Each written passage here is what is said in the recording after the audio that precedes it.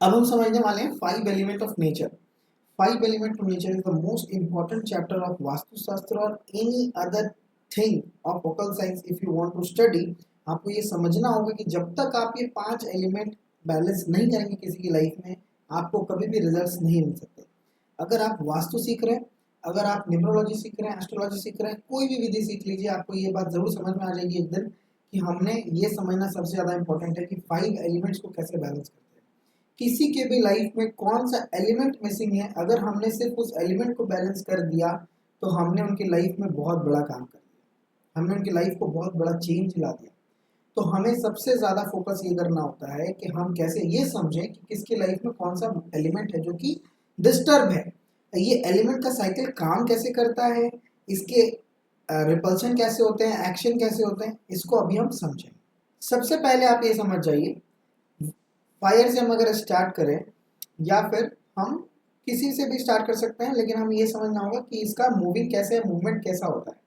Fire से अगर हम स्टार्ट करें, कोई फायर एनर्जी है, जब जैसे कोई फायर एनर्जी है मतलब कि मैं बात कर रहा हूं यहाँ पर इस एनर्जी की, मैं बात कर रहा हूँ यहाँ पे इस एनर्जी की, जो कि रेड कलर का जोन है, ये बताता है फायर को। तो अगर ये फायर एनर्जी है, ये प्रॉपर फायर है, अग्नि, अग्निदेव जो अग्नि का एनर्जी होता है, वो जब अग्नि बुझ जाती है, जब कोई अग्नि बंद हो जाती है या फिर शांत हो जाती है, तो क्या मिलता है हमें? राख मिलता है ना। तो वो जो राख होता है, राख जब कलेक्ट होता जाता है उससे क्या बनता है? अर्थ बनता है। ठीक है, पहाड़ जितने आपको मिलते हैं, अर्थ जो मिलते हैं, वो सारे उस राख से बनते हैं। तो आपको ये समझना होगा कि ये जो अग्नि है, अग्नि के बाद का जो प्रोसेस है, अग्नि के बाद जो एलिमेंट उत्पन्न हो रहा है, वो अर्थ एलिमेंट है जो उत्पन्न हो रहा है। हम आपको ये समझा चुके हैं कि अग्नि जैसे जैसे खत्म होती है, अग्नि खत्म होती है, अब वार्म फीलिंग आता है, वार्म फीलिंग के बाद येलो जोन आता है जो कि अर्थ को जनरेट करता है। ये हमारे अर्थ एनर्जी को बना रहा है, अर्थ को जनरेट कर रहा है। ठीक है, तो आपको ये समझना होगा कि जैसे ही इस जगह पर आप इस साइकिल को समझ रहे हैं, आपको ये समझ आ रहा है कि अग्नि के बाद का जो साइकिल है वो कौन सा है? अर्थ का है। अब आपको पता है कि अर्थ के बाद जो ईथर है हमारा, अर्थ के बाद जो कि बनता है मेटल, इसके बाद की एनर्जी कौन सी है? मेटल एनर्जी है। जितने भी मेटल्स है वो कहाँ से निकलते हैं, जितने खनिज है वो कहाँ से निकलते हैं? अर्थ से निकलते हैं।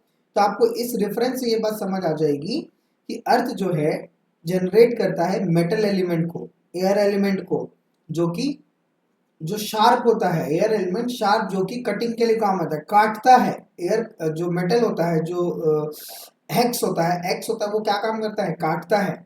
इसलिए हम कहते हैं कि मेटल, जो कि मेटल एलिमेंट है, वो कहाँ से उत्पन्न हुआ है? अर्थ, अर्थ से। तो पहला हमारा फायर था, फायर भस्म होकर अर्थ बना, अर्थ से हमारा मेटल जनरेट हुआ, मेटल से हमारा वाटर जनरेट होता है। ठीक है, आप जैसे ही मेटल से काटते हो, मेटल से जब खोदते हैं चीज़ों को, हैंड पंप, आप इस एग्जाम्पल से समझ सकते हैं। जब हम मेटल से चीज़ों को खोदते हैं, जब जमीन को गड्ढा करते हैं, तो वहाँ से पानी निकलता है। तो हम ये इस रेफरेंस से समझ सकते हैं, इस स्टोरी लाइन से समझ सकते हैं कि मेटल से क्या जनरेट हो रहा है? वाटर जनरेट हो रहा है। एयर क्या करता है? वाटर को लेकर के आता है। एयर जिस जो कि बारिश के बादलों को लेकर के आता है। इससे आप आराम से समझ पाएंगे कि एयर जो होता है बारिश के बादलों को लेकर के आता है हमारे पास। तो इससे इस साइकिल को आप समझ पाएंगे कि एयर से क्या, मेटल से क्या जनरेट हो रहा है? वाटर एलिमेंट जनरेट हो रहा है। नीचे खोदते हैं जमीन के नीचे, तो क्या हमें मिलता है? पानी मिलता है। तो हम कह सकते हैं कि हम मेटल से वाटर को जनरेट करते हैं। तो मेटल जो है वो क्रिएटर है वाटर का, अर्थ है क्रिएटर मेटल का, फायर है क्रिएटर अर्थ का, अर्थ है क्रिएटर मेटल का, मेटल है क्रिएटर वाटर का। अब वाटर से क्या बनता है? हमारे प्लांट्स बनते हैं। और प्लांट्स, कोई भी प्लांट्स आपके वाटर के बिना एक्टिव नहीं रह सकते, है ना। जब हम प्लांट में वाटर को पोर करते हैं, तब हम देखते हैं कि प्लांट्स की ग्रोथ होती है। तो वाटर के बाद ही कोई प्लांट या वुड एनर्जी बन सकती है। मतलब हमने सबसे पहले अगर वाटर क्रिएट किया, तो वाटर के क्रिएशन के बाद से, जो वाटर के क्रिएशन के बाद से हमारा ट्री बना या वुड बना, हम कह सकते हैं। वुड कैसे बनेगा? जब आप किसी बीज में पानी डालोगे, उसकी सेवा करोगे, तो उसके बाद वो प्रॉपरली क्या बनता है? वुड बनता है। तो उसके बाद से हमारा ये एनर्जी, अगर हम समझें इस एनर्जी साइकिल को हम समझें, तो वाटर से क्या बना? ट्री बना। तो ये जो ट्री है, ये वुड हम कह सकते हैं, ये वुड एनर्जी है। तो वुडन एनर्जी जो भी होती है, ये क्या क्रिएट, इसका क्रिएटर कौन है? वाटर क्रिएटर है। जैसे अभी हमने क्या समझा था, अर्थ से हमने मेटल बनाया, मेटल से हमने क्या बनाया, वाटर बनाया, वाटर से हमने क्या बनाया, वुड बनाया, वुड से अब क्या बनेगा, फायर। तो would is the creator of fire. आप फायर में जितनी लकड़ी डालते जाओगे फायर उतनी बड़ी होती चली जाएगी। इसलिए फायर में जितना ज़्यादा आप फायरी जोन में ग्रीन कलर लेकर के आते हो, जितना ज़्यादा आप वुड एनर्जी को बढ़ाते हो उतना ज़्यादा फायर एक्टिवेट होता है, फायर बढ़ता है। इसलिए आपको ये समझना होगा कि वुड जो है क्रिएटर है फायर का। फायर जो क्रिएटर है, फायर क्रिएट करता है अर्थ को, अर्थ क्रिएट करता है मेटल को, मेटल क्रिएट करता है वाटर। ये साइकिल जो है ऐसे ही चलते रहती है। अब गड़बड़ कहाँ होती है ये समझिए। अगर आपने इस एनर्जी को रिवर्स कर दिया तो ये चीज़ उल्टी हो जाएगी। अगर आपने क्या कर दिया, आपने वाटर की जगह पर मेटल ले आए और मेटल की जगह पर दूसरा एलिमेंट लेकर के आएंगे तो एनर्जी डिस्टर्ब हो जाती है। ऐसे ही हमारे लाइफ में, हमारे बॉडी में, हमारा बॉडी भी पंच तत्वों से ही बना हुआ है। जिस तरह हमारे लाइफ में, हमारी बॉडी में जब कोई एक पर्टिकुलर एलिमेंट का डिस्टर्बेंस होता है तो हम देखते हैं हमारी लाइफ में डिस्टर्बेंस आने लग गए हैं। वैसे ही वास्तु में भी जब आप देखते हैं आपको ये दिखाई देता है किसी के घर में साउथ ईस्ट कॉर्नर जो है कटा हुआ है ना। मान लेते हैं फायर एलिमेंट जो है आपके घर का कम हो गया, तो ये जितना फायर कम होगा, ये कट जाएगा, उतना आगे की एनर्जी भी डिस्टर्ब होगी। इसलिए जब ये फायर एनर्जी कम हो जाती है तो हम इस फायर एनर्जी को बढ़ाते हैं, या तो रेड कलर से बढ़ाते हैं या फिर हम देखते हैं क्या, हम यहाँ पर वुड बढ़ा देते हैं। मतलब कि अगर अग्नि को बढ़ाना है तो उसमें ज़्यादा लकड़ी डाल दो जिससे कि अग्नि बढ़ जाएगी। तो अगर कोई एनर्जी आपको दिखती है जो कि कम है तो आपको क्या करना चाहिए, उसके पीछे वाली एनर्जी को हम ले आएंगे तो उससे वो बढ़ जाएगी। अगर यहाँ पे अर्थ कटा है तो हम इसके पीछे वाले एनर्जी को एनहांस करते हैं जिससे कि उसको पुश मिलता है और वो एनर्जी एक्सटर्न हो जाती है। अगर हमारा ये एलिमेंट डिस्टर्ब हो जाता है, 5 एलिमेंट, तो उनकी लाइफ में आपको डिस्टर्बेंस देखने को मिलेगी ही मिलेगी। और ये क्रॉस क्या है ये समझ जाइए। कौन सी एनर्जी किसको काटती है, कौन सी एनर्जी किसके लिए नेगेटिव होती है, ये समझना सबसे ज़्यादा इंपॉर्टेंट होता है। मैं आपको अगर डायरेक्शनल वाइज समझाऊं तो आप ये समझ लीजिए, ये नॉर्थ हो गया है, ये साउथ हिस्सा है, ये वेस्ट का हिस्सा है और ये ईस्ट का हिस्सा है। ठीक है, अब आपको और अच्छे से क्लियर हो जाएगा चीज। जब भी अग्नि के जोन में, फायर के जोन में पानी आ जाएगा, मतलब आप ये एरो देख रहे हैं, जब वाटर फायर के जोन में आ जाएगा तो फायर डेड हो जाएगा। मतलब वाटर जो है इसका डिस्ट्रॉयर है, ठीक है, और फायर जो है मेटल का डिस्ट्रॉयर है। जब भी अग्नि बहुत ज़्यादा बढ़ जाती है तो आप देखते हैं लोहे जब पिघलते हैं तो कैसे पिघलते हैं, बहुत ज़्यादा अग्नि बढ़ जाएगी तो लोहा भी पिघल जाता है, मेटल भी पिघल जाता है। तो आप इस चीज़ से समझ सकते हैं कि मेटल जो फायर है वो मेटल का डिस्ट्रॉयर है। ठीक है, तो फायर का डिस्ट्रॉयर कौन है, वाटर, और मेटल का डिस्ट्रॉयर कौन है, फायर। ठीक है, तो फायर जो है, फायर को डिस्ट्रॉय कौन कर सकता है, वाटर कर सकता है, और मेटल को डिस्ट्रॉय कौन कर सकता है, फायर कर सकता है। इसी तरह अर्थ को कौन डिस्ट्रॉय करता है, वुड। ठीक है, अर्थ को डिस्ट्रॉय कौन करता है, वुड। आप देखते हैं जब पेड़ जब भी किसी जमीन पर लगते हैं तो जमीन को फाड़ देते हैं, मतलब जमीन में डिस्ट्रॉय करते हैं, तब पेड़ बड़े होते हैं।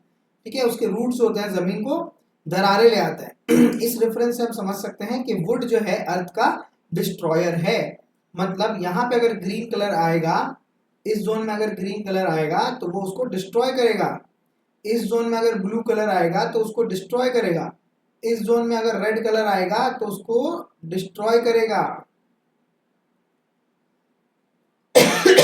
है ना। तो वुड जब अर्थ के जोन में आएगा तो उसको डिस्ट्रॉय करेगा और अर्थ डिस्ट्रॉय हो जाएगा। अर्थ किसको डिस्ट्रॉय कर सकता है, वाटर को। तो जब वाटर एलिमेंट में अर्थ आएगा, मतलब येलो कलर आएगा, तो वो उसको डिस्ट्रॉय कर सकता है। इसका मतलब वाटर का डिस्ट्रॉयर कौन है, अर्थ है। वुड का डिस्ट्रॉयर कौन है, मेटल है। मेटल एक्स से हम वुड को काट देते हैं, है ना। तो मेटल जो होता है इसका डिस्ट्रॉयर होता है। तो मेटल के जो कलर्स होते हैं वो हम वुड एनर्जी में लेकर के नहीं आते। इसी तरह वाटर का डिस्ट्रॉयर कौन हुआ, अर्थ। वुड का डिस्ट्रॉयर कौन हुआ, मेटल।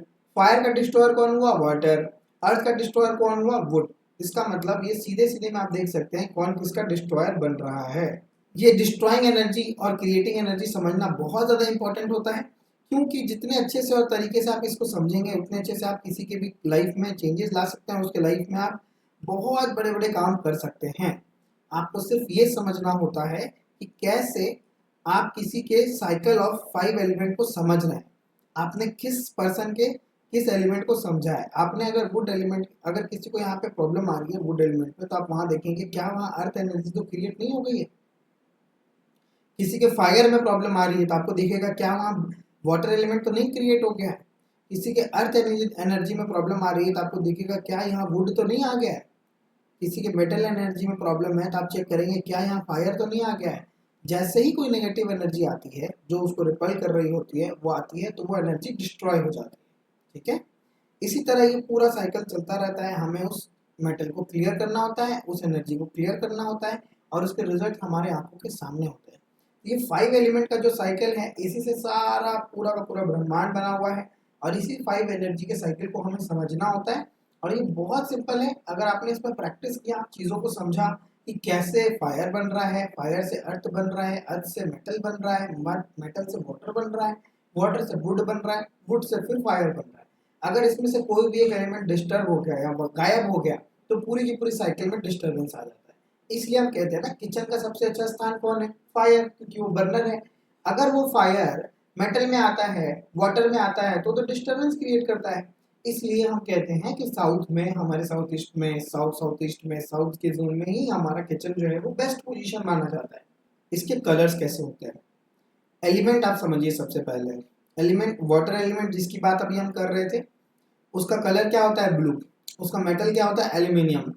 उसका शेप कैसा होता है? वेवी शेप होता है, क्योंकि ये वाटर है तो वाटर हमेशा वेवी शेप को दिखाता है कि मैं वेव के जैसा हूँ। स्टिक्स हो गए, वेव्स हो गए, ऐसे सारे पैटर्न्स क्या दिखाते हैं? वाटर को दिखाते हैं। तो ये पैटर्न्स भी जो होते हैं ना, ये भी नेगेटिव इफेक्ट कर सकते हैं अगर वो उसको काट रहे हैं। मतलब वेवी नेचर का, वेवी पैटर्न का कोई पेंटिंग अगर आप अपने साउथ के जोन में लगा रहे हैं, फायर जोन में लगा रहे हैं, तब भी वहां पे आप वाटर एलिमेंट को एक्टिवेट कर रहे हैं। इस चीज को आपको समझना होगा। ठीक है, इसलिए शेप्स के लिए भी हमें बहुत ज्यादा ध्यान देना चाहिए। एयर और वुड, हम ट्रायंगुलर क्लॉक लगाते हैं उनके फायर जोन में, हम अर्थ के जोन में स्क्वायर क्लॉक लगाते हैं, और स्पेस जो कि वेस्ट जोन है वहां पर सर्कुलर जोन में सर्कुलर चीजें लगाते हैं, सर्कुलर पैटर्न को एक्टिवेट करते हैं, जिससे कि प्रॉपर वो जोन एक्टिवेट हो और उस जोन का उनको बेनिफिट मिल पाए। इस तरह से हम शेप्स को भी यूज कर पाते हैं। जो फायर का शेप है वो क्या है? ट्रायंगुलर है। मेटल क्या है? कॉपर। रेड कलर है, और फायर इसका नेम है एलिमेंट का। जब आप अर्थ को समझेंगे तो आपको समझ आएगा, अर्थ एलिमेंट जो है हमारा, उसका कलर येलो होता है। मेटल जो होता है ब्राश होता है, और इसका जो शेप है वो स्क्वायर होता है। स्पेस एलिमेंट जब आप समझेंगे तो वो कलर होता है व्हाइट। आयरन उसका मेटल होता है, और सर्कल उसका शेप होता है। तो ऐसे सारे शेप्स को भी हमें ध्यान में रखते हुए किसी के घर का निर्माण करना चाहिए।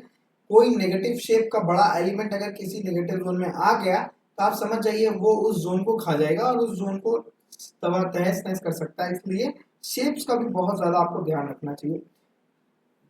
आप अगर किसी के घर गए हैं तो आपको ये बहुत ज्यादा ध्यान रखना पड़ता है कि आप सारी चीजों को खुली आंखों से देखें, अपनी इंट्यूशन पावर को एक्टिवेट करके रखें, जिससे कि आप उनके घर में ऐसी ऐसी चीजों को देख पाए जो वो लोग नहीं देख पा रहे। तब आप एक अच्छे कंसल्टेंट बन पाओगे, और आप एक वास्तु कंसल्टेंट के रूप में जाने जाओगे। इसलिए अपनी आंखों को, अपने ब्रेन को, सारा चीज जब तक आप अलाइनमेंट में नहीं रखोगे तब तक आपको चीजें दिखेंगी नहीं।